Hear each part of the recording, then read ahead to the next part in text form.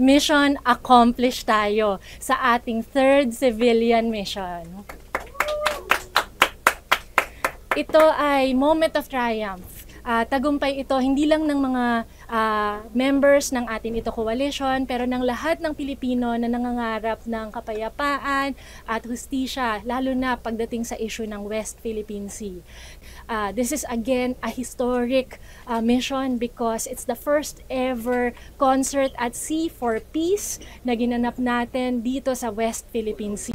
Sa kabila ng mga hamon gaya ng masamang panahon, malalakas na alon at presensya ng Chinese Coast Guard, matagumpay na naisagawa ng atin ito koalisyon ang ikatlong civilian mission sa West Philippine Sea kahapon.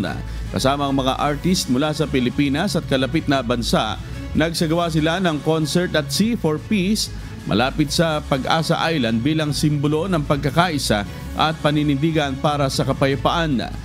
Nakapagbigay rin sila ng gasolina at diesel sa 11 bangka ng mga mangingisda sa lugar upang suportahan ang kanilang kabuhayan. Ayon sa atin ito, ang misyong ito ay hindi lamang tagumpay ng koalisyon kundi ng lahat ng Pilipinong ipinaglalaban ang karapatan sa West Philippine Sea.